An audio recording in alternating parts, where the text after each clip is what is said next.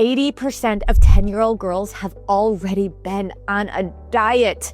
42% of first to third grade girls want to be thinner.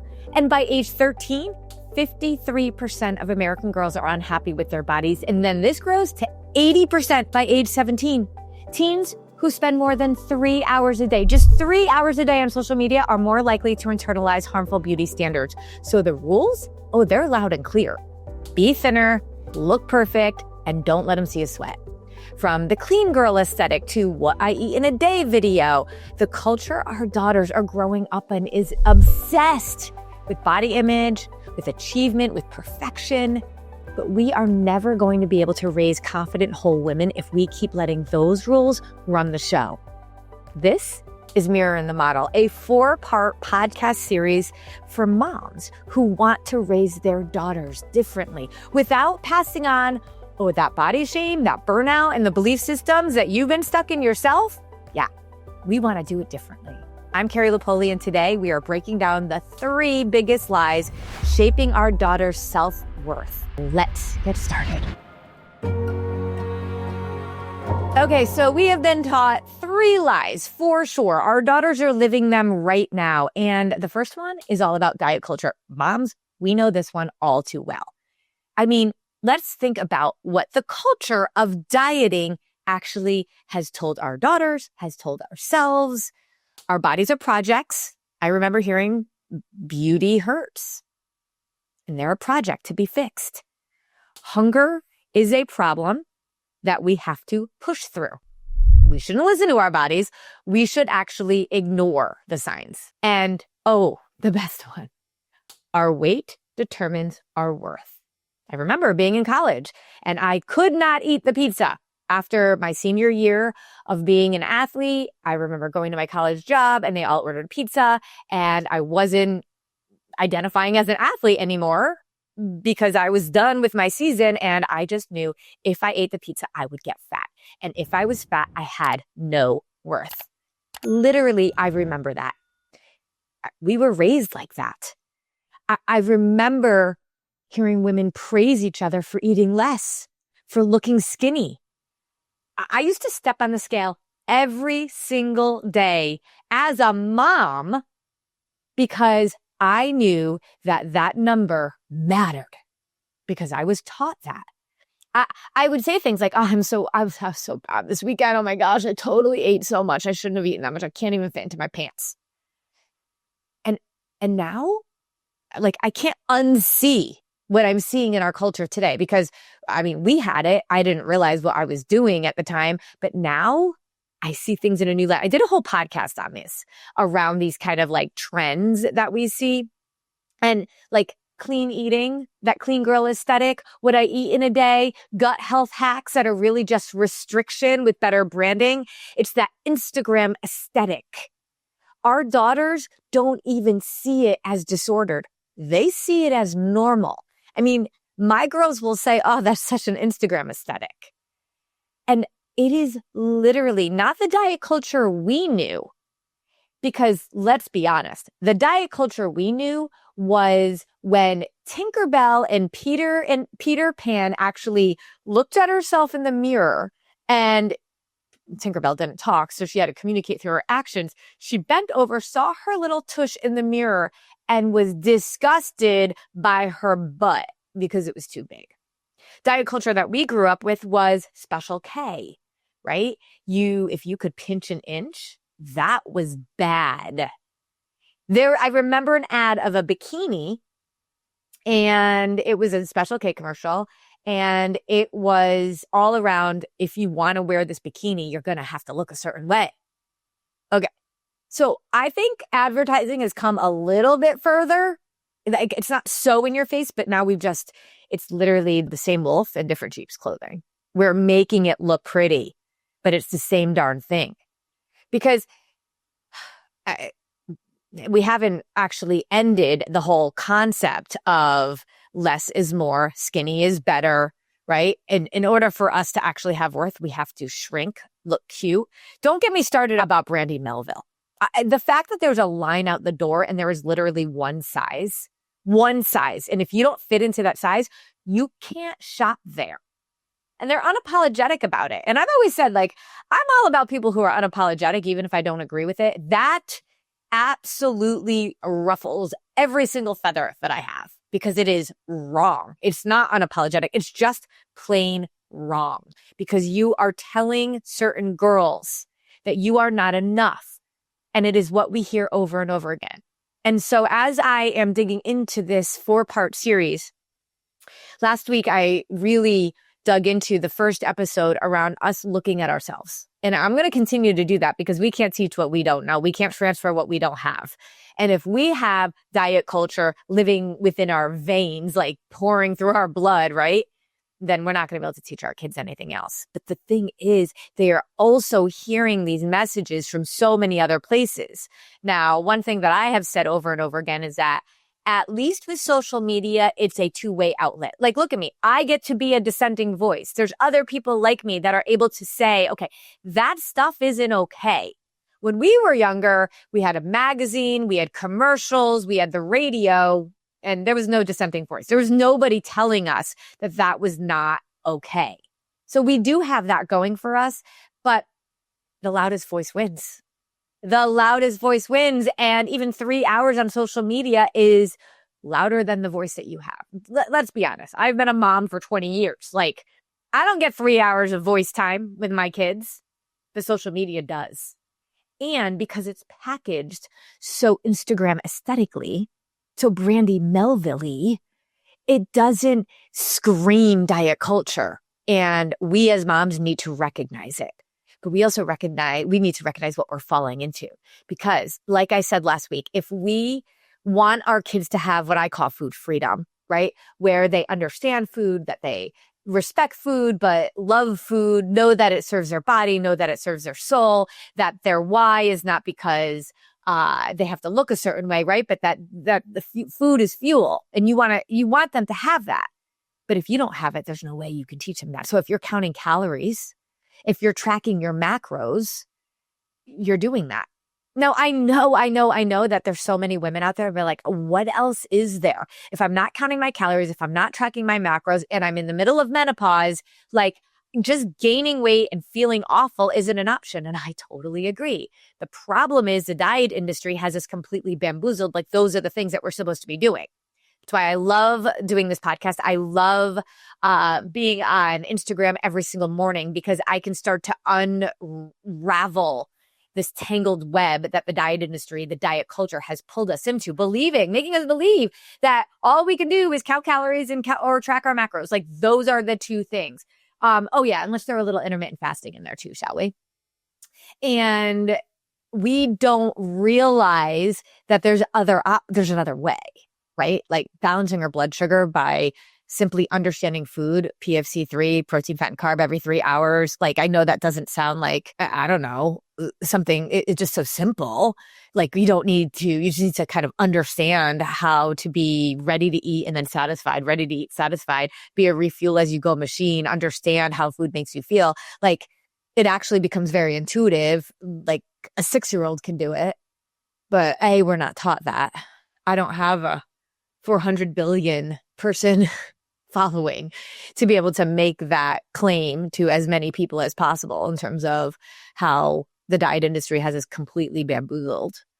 So you realize so you don't think that there's another way. You just think you're doing what you're supposed to be doing. But I promise you, you don't have food freedom and you can't give that to your kids if you don't. If you're still body checking in the mirror, you can't teach body love.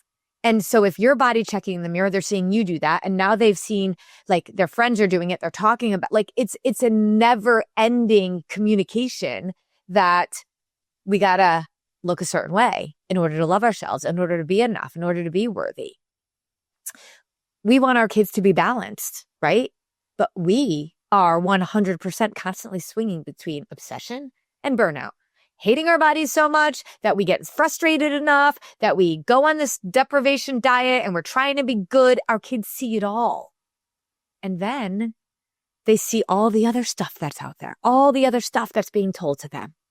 Diet culture is rampant and we first need to be aware of it. And we have to go first with how we present it. We got to be the loudest voice. So first, we got to stop moralizing food. No more good versus bad language. No more. Food serves our body, food serves our soul, and we have to serve our body more than we serve our soul so that we can be the healthiest version of ourselves, so that we can serve our purpose and live a strong, healthy life as long as possible. Just that message alone counteracts diet culture. Our value is not in a number. It is not in what we look like. It is not an Instagram aesthetic.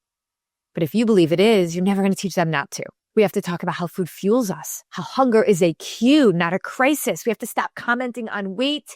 And I know so many of us actually know enough not to comment on weight, but we think about it all the time. And then our daughters don't know how to come to us with questions, because if we just avoid it altogether, then they just know that it's a bad topic and then they won't talk about it. But if we are obsessed with weight as a measure of health, progress, and worth, then they're going to get that too. There's got to be a balance in this. So in this first kind of, section of what I want to talk about today, this first realization that diet culture has been running rampant in our lives since we were born, and it is running rampant in theirs, even if it doesn't look the same. So the reflective question, I'm going to have a question for you after each little section of today. What subtle messages are you sending about food, weight, or your body, even if you think you're being healthy? This is going to take a high level of self-awareness and honesty. You got to be honest with yourself. How might your messages that you are inadvertently and subconsciously sending shaping how your daughter feels about herself? First lie, right? Diet culture. Second lie. This one is like huge. I used to talk about this all the time when I was a national educational consultant, when I was an educator, behavior specialist. It's the concept of comfort and productive struggle. It's a lie that somehow we feel that, I know we want to give our kids a better life than what we had growing up.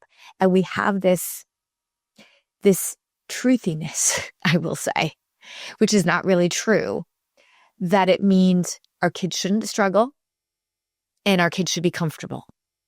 Now, this is like a tricky one to plan out for you today, because I don't want you to think that like the struggle of diet culture is just something that like we should all, it's like what my daughter calls a canon event, what we should all just go through. No, but we all do need to raise confident daughters. And I think something that is quietly robbing our daughters of their confidence is comfort. We live in a culture that prioritizes comfort over everything else. Like, avoid the struggle. Don't take risks. Don't try unless you are sure you are going to succeed. Because think about it. Girls are growing up believing that struggle means something that's wrong. There's a camera on them all the time. Nobody looks like they're struggling on social media. Everything looks easy and simple and fast. And the truth is, never does success come before work except in the dictionary. And as parents, we often try to reinforce it. We often want to protect our kids. I just watched a show last night. I was home alone and I was kind of trying to find something on Netflix. And it was actually like a Danish show that was in English. And there was a mom, they were a very wealthy family. And there was this mom whose kid was absolutely, totally, fully inappropriate on a text stream.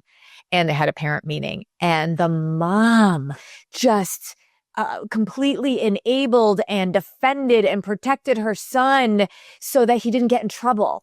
But this kid needed to get in trouble. He needed the consequence for it. And I think we protect our kids. I think we hold them back from doing hard things. I remember, I tell the joke that we dug our own pool. My parents didn't have any money. We dug our own pool. And that's how we had a pool when I was a kid. And that my kids never had to dig their own dang pool. And I remember thinking, my kids don't do anything hard. They're way too comfortable. We want to protect our kids. I get it. We want to step in. We want to make things better. We want to shield them from pain and discomfort and failure and embarrassment. But one day my daughter came to me, and my oldest one, the one I'm going to be interviewing her next week on the podcast. And she said, Mom, she's a musician and an artist and a singer. And she said, she wanted to be a songwriter. And I remember when she was like 12 years old, she said to me, Mom, I feel like I can't write any songs because nothing bad's ever happened to me. And I was like, that's so interesting. And since then, she has written a lot of songs. And one of the reasons why she wrote a song is because I said to her, okay, we got to get on the struggle bus a little bit. And I think some of the reason why so many kids have so much stress today, so much anxiety, they have high levels of depression, is because even a little bit of comfort is completely foreign to them. Now, again, when I talk about diet culture and the uncomfortableness of that, there's two different kinds of struggles. There's one that's productive and one that's toxic. Toxic struggle doesn't do anybody any favors. Toxic struggle causes trauma. Toxic struggle causes true and utter long-term issues. But productive struggle, that is good. That is necessary. That is a prerequisite to confidence and to strength. And so I ask you, how many of you are letting your girls actually productively struggle through things? Or do we sweep in to help them? When my girls were in 7th and 8th grade, I made the decision. And it's funny because I say I made the decision, but my husband was absolutely 100% part of it. But I had the seed planted in my heart and in my head. And it was not too far after Grace said to me, I can't write any songs because nothing bad has ever happened to me. And I said, I need our girls to do hard things, to learn how to do hard things. And Glennon Doyle has that podcast, We Can Do Hard Things, right? But how do we learn how to do hard things if we don't have hard things to learn how to do? So I picked up my girls and I moved to Mexico for a year. It was the craziest thing. Somebody once said to me, oh, that must be nice that you could prioritize that. You could do that in your life. And I'm like, listen, that wasn't nice. That was disruptive. I had a job that I could kind of work from anywhere as long as I was willing to travel. And I had to be willing to travel from Mexico. I had friends that lived in Mexico and they were willing to watch the girls while I was traveling. I had to prioritize. I had to find an apartment. I had to get them in school. But I knew that this was going to be hard. And it was. But it was good. We had a big why. We really sat down and talked. They did not want to do this. And this is such a good example of doing something that you don't want to do and doing it anyway. And it was the hardest thing. We said the days went by slow, but the year went by fast. We had a big why. The girls knew like learning Spanish would open up so many doors for them. And that was true. But also I just knew they needed to do hard things. So I'm not suggesting you go pick up your kids and you go move to Mexico.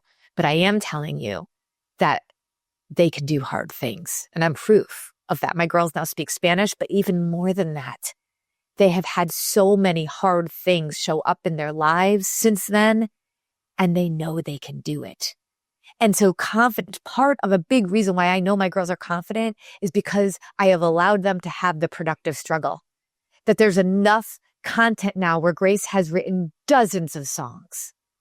Not toxic struggle, but productive struggle. So let them figure things out. Let them fail and try again. Let them wrestle with something meaningful. Let them have to earn things, not be given them. We build strong girls by removing every obstacle. No, it's not possible. We cannot build strong girls if they don't have obstacles to climb. We build strong girls by not removing every obstacle. So as much as us as parents want to quote unquote give our girls, our kids a better life than we had, it does not mean that we take away all the struggle. We cannot build strong girls unless they have things that make them strong. We cannot build muscles unless we lift heavy weights.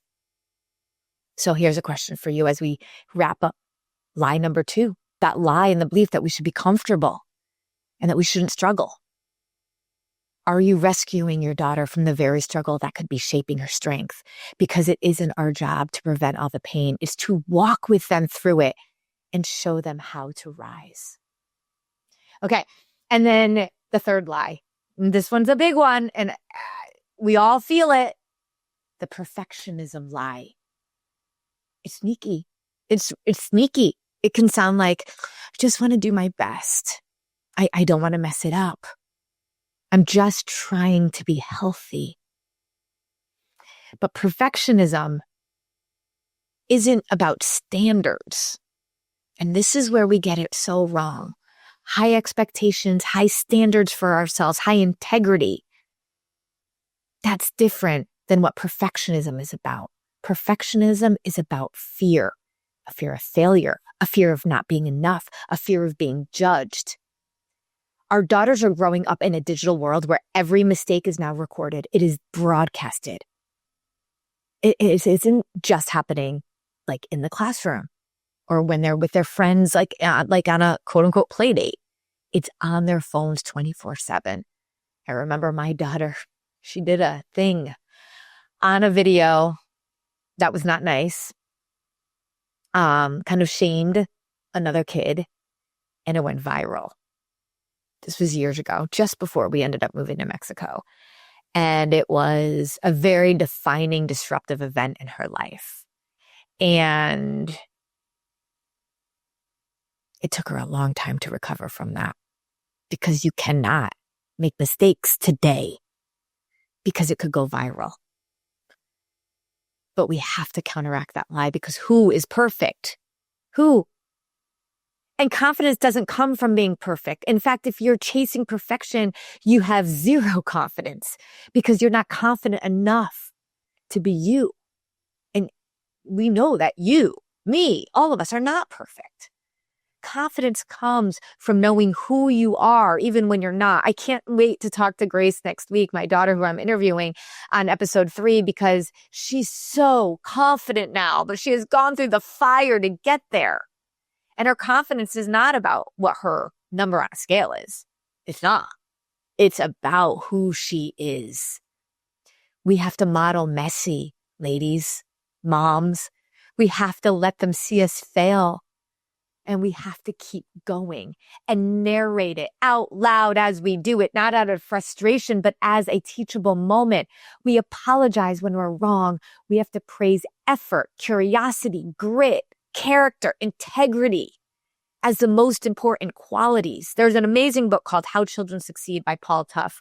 I was so obsessed with this book, and I knew he was going to a conference, so I signed up for that conference, and I literally stalked him on social media, and I kept saying to my colleagues, oh, he knows me. Paul Tough knows me.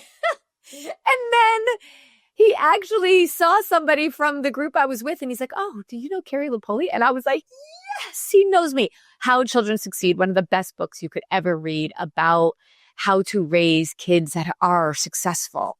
Curiosity, grit, they're huge pieces of that puzzle. And one of the best things I've ever said to my girls, this is one of the things I say all the time, done is better than perfect, but we have to have high standards for ourselves. It sounds like a dichotomy. It sounds like it's not like the two don't equal one. Yes, we can have high standards for ourselves, and we don't have to be perfect. And we certainly don't have to be perfect to be proud of ourselves. Resilience is a word that we use a lot in our home. Self-worth. Self-worth continues to grow the more we fall and still get up. And I think about my daughter's name, Grace, and why I named her that. Grace is about, in so many ways, getting what we don't deserve. And when we can show grace for our daughters, for ourselves, we throw out perfectionism. And again, the loudest voice wins.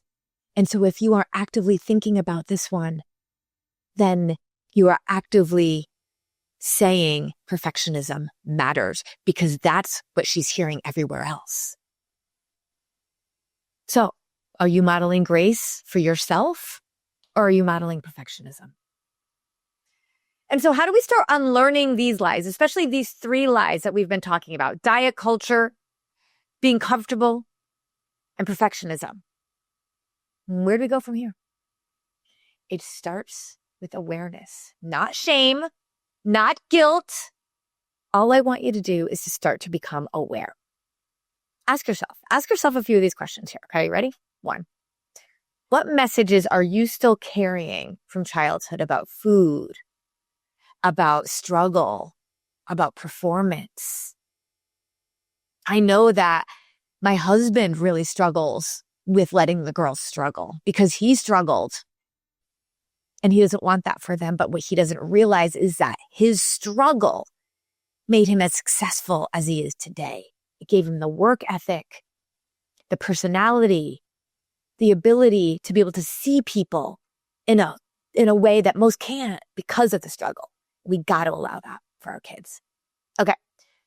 What are you modeling when you talk about your day, your body, your to-do list? All of these things all contribute to the confidence that our girls are struggling to achieve.